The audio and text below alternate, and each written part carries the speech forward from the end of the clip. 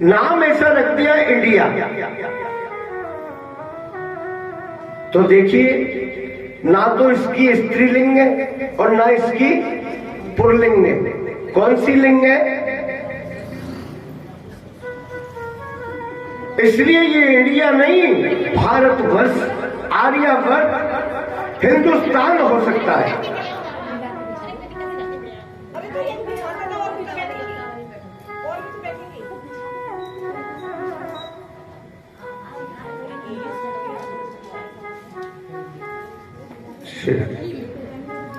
मेरे भाई बहन, भारतवर्ष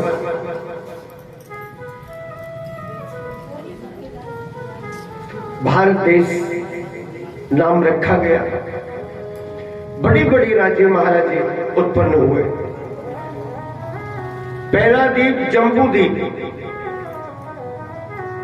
दूसरा प्लक्षद्वीप, शालमली द्वीप, कुशद्वीप, क्रौंच द्वीप, शाकद्वीप और पुष्कर द्वीप। 7 द्वीप हो गए और 7 ही समुद्र हो गए। अब देखिए, राजा प्रियव्रत ने 7 परिक्रमा लगाई इस पृथ्वी की। अंत में ब्रह्मा जी को जब पता लगा कि पृथ्वी के ऊपर दिन ही दिन हो गया, रात्रि हुई नहीं, तो रात्रि क्यों बनाई? जीव को विश्राम करने के लिए। मनुष्य सुबह से शाम तक जब थक जाता है ना, घर जाकर के विश्राम करता है। सुबह जग करके नित्य कर्म से निवृत्त हुआ, स्नान ध्यान किए, पूजा पाठ किया और शरीर के अंदर पहले जैसी ऊर्जा मिल जाती है, सारी थकान दूर। अगर सोया नहीं तो फिर शरीर में अनेकानेक प्रकार के रोग प्रवेश करेंगे और रोग प्रवेश करेंगे तो आयु क्षीण होगी। आयु क्षीण हो जाएगी तो जल्दी से जल्दी सृष्टि का अंत हो जाएगा। ब्रह्मा जी ने मनु जी महाराज को आकर के कहा, मनु जी ने राजा परीक्षित जी को जाकर के रोके। परीक्षित जी लौट करके अपने पूज्य पिताश्री की आज्ञा लेकर के और लौट करके अपने राज्य को चले गए।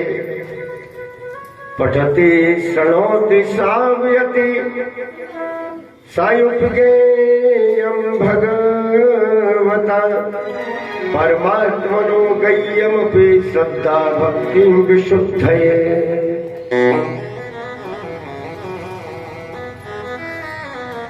राजा प्रियव्रत की रानी का नाम था बरहिष्मती।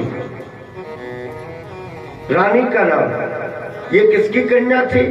विश्वकर्मा की पुत्री थी।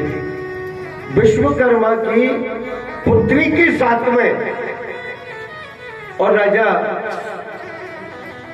प्रियव्रत का विवाह संपन्न हुआ। आगे श्रुत्वा स्थूलं तथा सूक्ष्मं रूपं भगवतो यति स्थूले निर्जितात्मानं शनैः सूक्ष्मं नयेदिति। महाराज,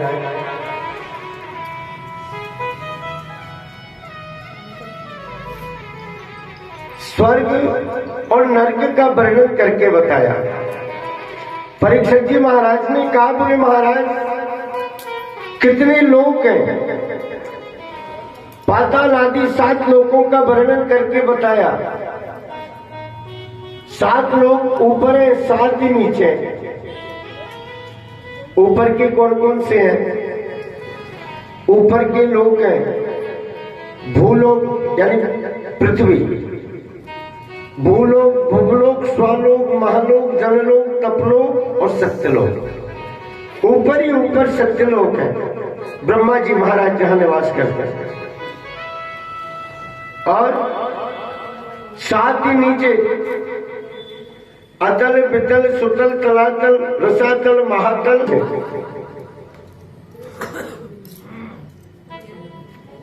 भारतवर्ष के बीच में वैसे तो हजारों की तादाद में पर्वत है, लेकिन जो प्रधान पर्वत है वो 28 है। हजारों की तादाद में नदियां हैं, परंतु जो पवित्र नदी है, बड़ी विशाल नदी है, जिनमें स्नान करने से और मनुष्य के जीवन का उद्धार हो जाए, ऐसी बड़ी बड़ी कुल 21 नदियां हैं। गंगा इत्यादि, गंगा सिंधु सरस्वती ताम कुर्वन्तरो, बड़ी बड़ी 21 नदियां हैं। मेरे भाई बहन, अनेक प्रकार से पृथ्वी का वर्णन किया गया। बोले महाराज, स्वर्ग कहाँ है और नर्क कहाँ है? बोले स्वर्ग भारतवर्ष से उत्तर दिशा में और स्वर्ग है पृथ्वी के उत्तर में, और नर्क बोले भारतवर्ष से दक्षिण दिशा में।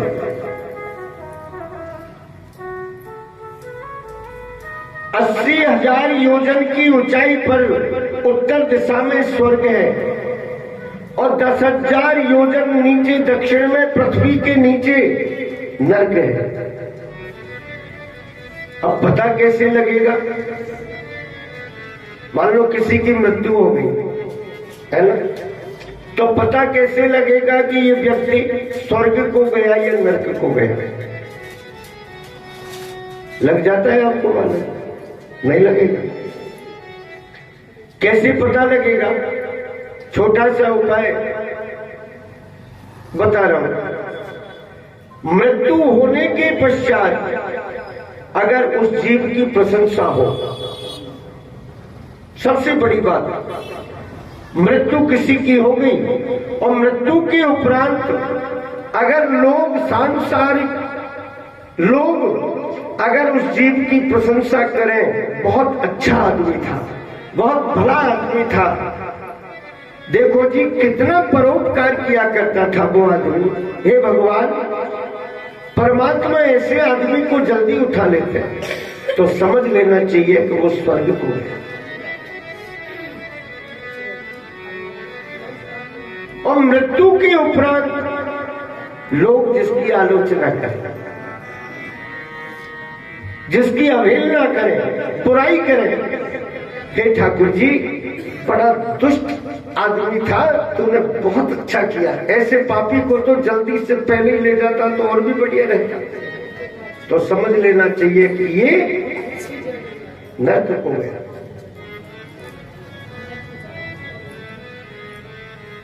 स्वर्ग और नरकों का वर्णन करके बताया।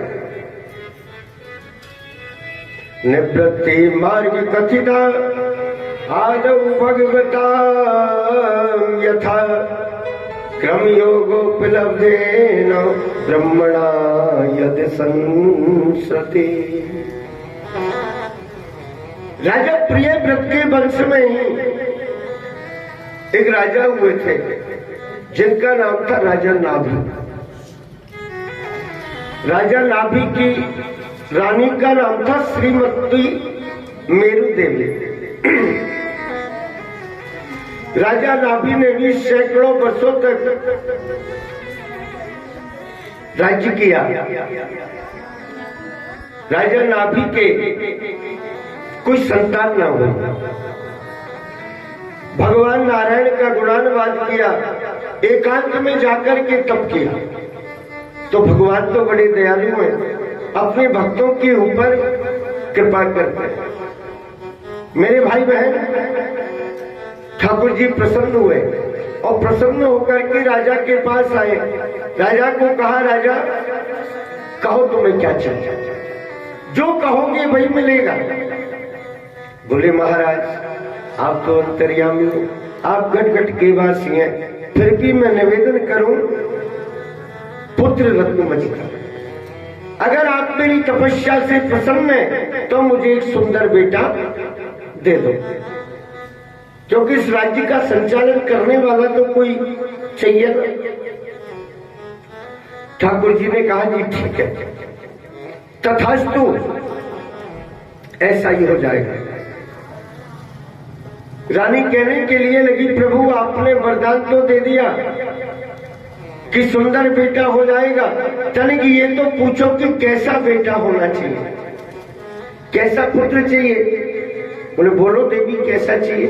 बोले जैसे आप है ना, आपके जैसा ही बेटा चाहिए। मेरे जैसा? हाँ देवी, मेरे जैसा तो सारी त्रिलोकी के बीच में, ब्रह्मांड के बीच में केवल मैं ही हूं, अन्य कोई दूसरा नहीं है। बोले महाराज कुछ भी कर लो, अगर बेटा हो तो ऐसा ही हो, आपके जैसा। बोले ठीक है, जाओ, मैं स्वयं तुम्हारे यहां पुत्र के रूप में आकर के अवतार धारण करूंगा। भगवान कहकर के और चले गए। और जब समय आया तो राजा नाभि के महलों के बीच में श्रीमती मेरू देवी के द्वारा और भगवान ऋषभदेव जी के रूप में अवतरित हुए। बोलिए ऋषभदेव भगवान जय हो। ऋषभदेव जी के रूप में आया। ऋषभदेव जी जहां से ये पंथ चला जिसे कहते हैं महावीर स्वामी का जैन धर्म। ये महावीर जी कौन है? ये ऋषभदेव जी, ऋषभदेव जी के ही स्वरूप है।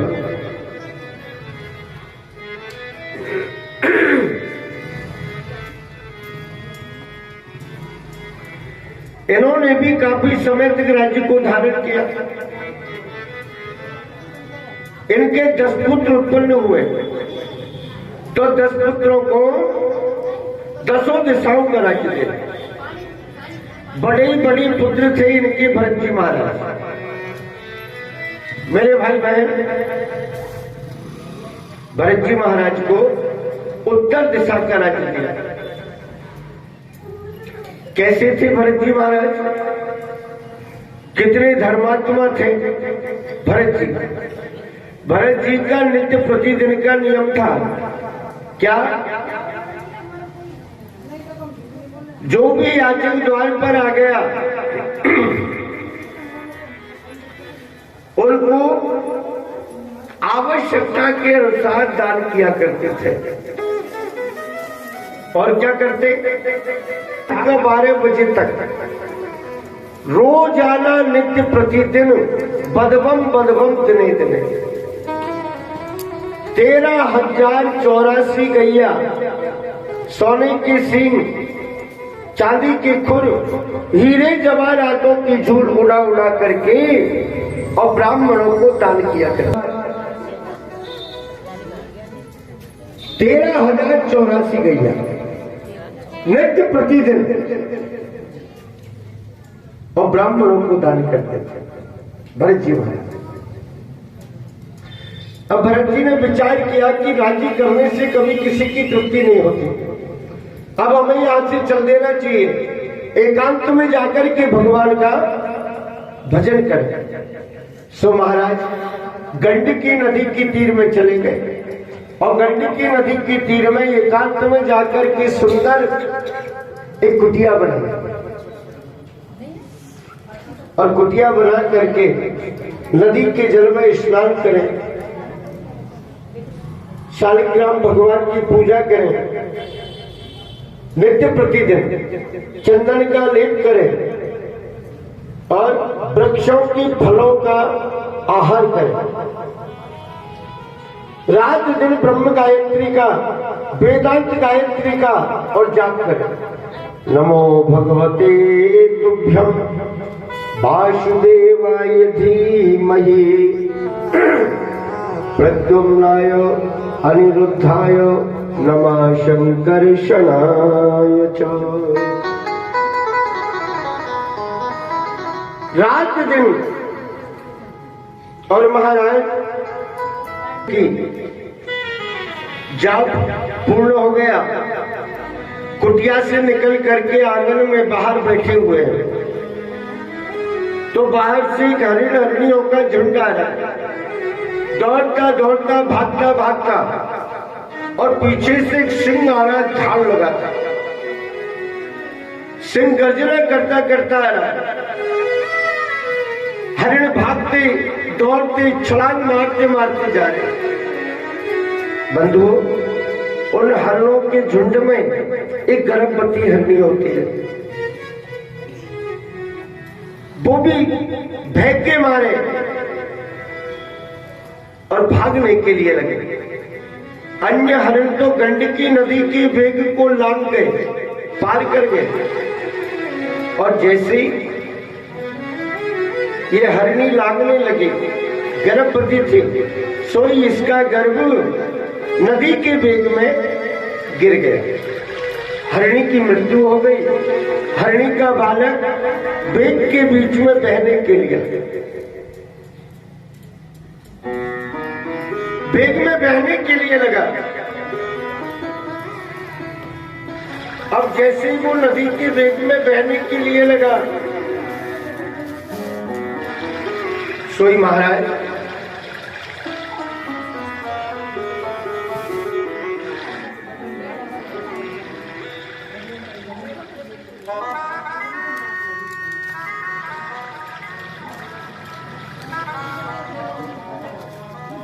भरत जी महाराज ये सारे चरित्र को देख रहे हैं। भरत जी महाराज ने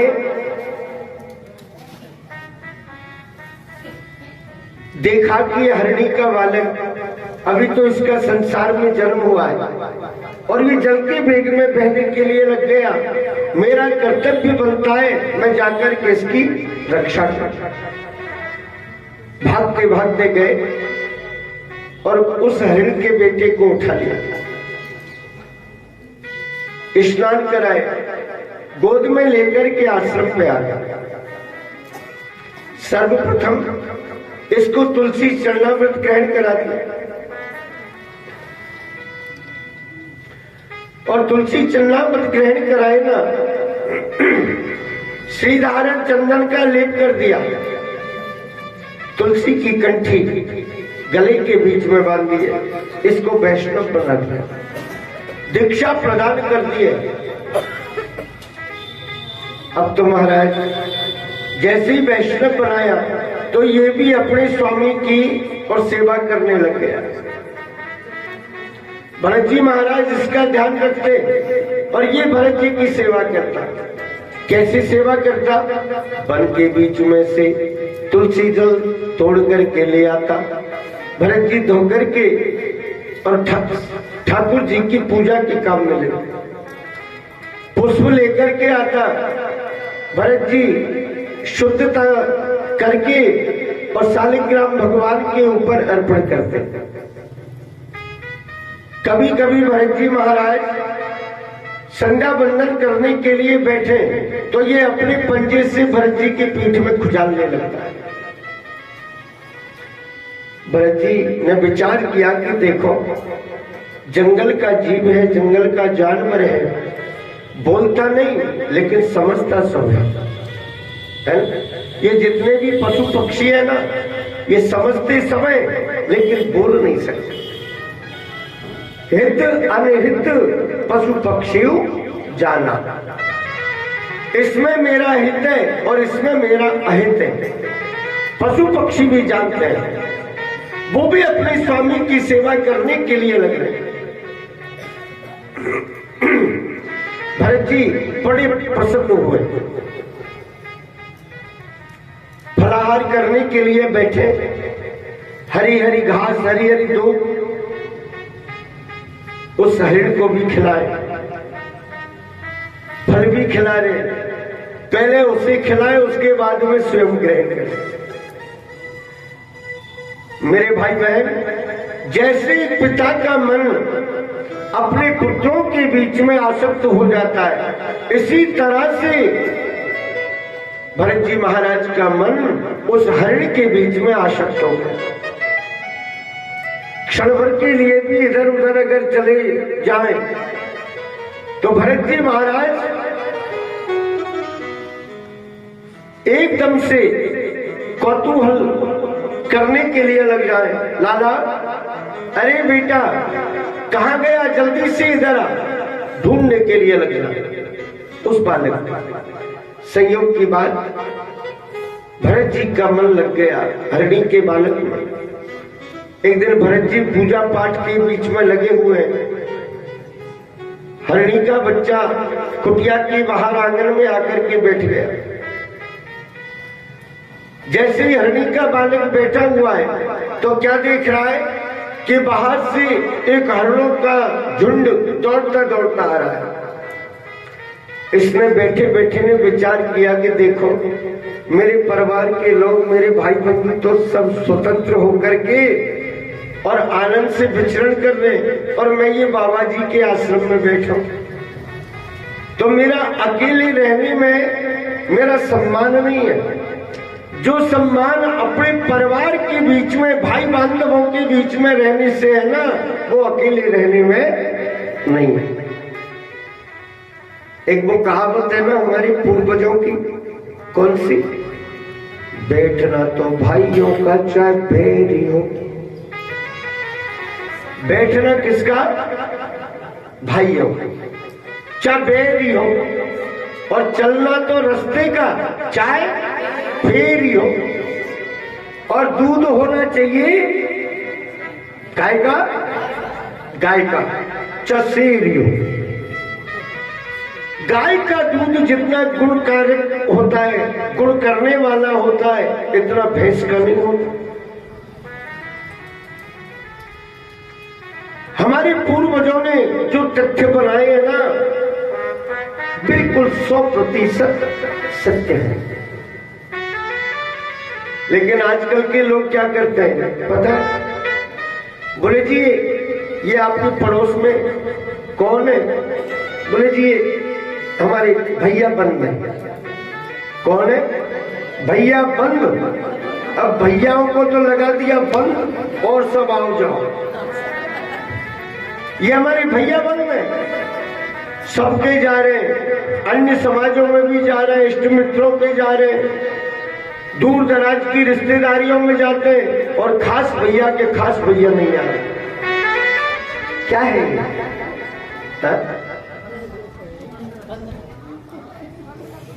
तो यही तो है, समझदार व्यक्ति कदापि ऐसा स्वभाव नहीं रखते।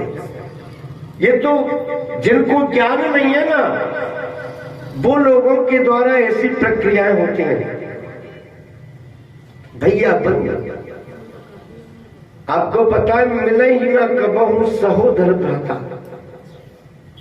सगा भाई, माजाया भाई एक बार ही मिलता है, दूसरा नहीं हो सकता। चाहे ठीक है आपका झगड़ा हो गया, मन के बीच में कुछ मतभेद चल रहा है, मुंह से बोलेगा नहीं, आपकी तरफ, आपके घर की तरफ, आपके बच्चे की तरफ देखेगा नहीं, लेकिन आपके ऊपर अगर कोई कष्ट आ जाएगा ना, तो जितनी उसकी आत्मा को कष्ट होगा उतना किसी अन्य को नहीं हो सकता।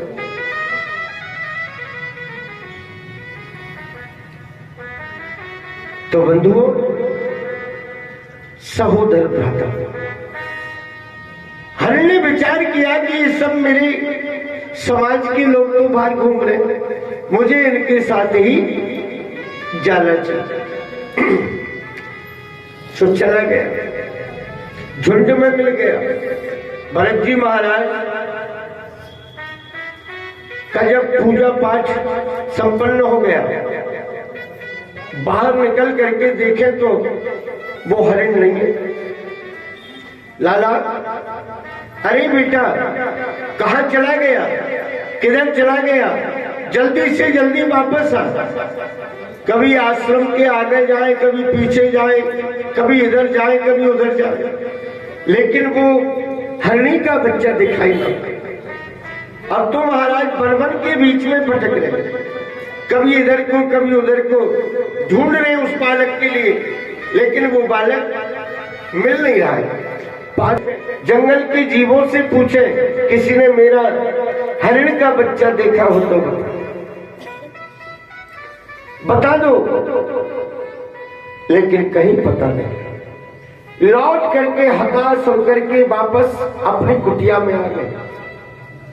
अब जैसे ही अपनी कुटिया में आए ना,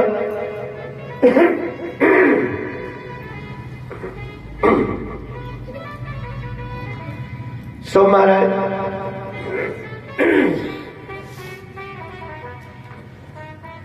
कुटिया में आए, ना पूजा पाठ करें, ना संध्या बंदन करें। अब तो ठाकुर जी को भी बिसुर गए, भूल गए, क्योंकि मन तो वहां लगा है ना जहां जीव का मन लगा रहता है, और उसे किसी अन्य काम की कह दो तो वो सही मन से काम नहीं करेगा।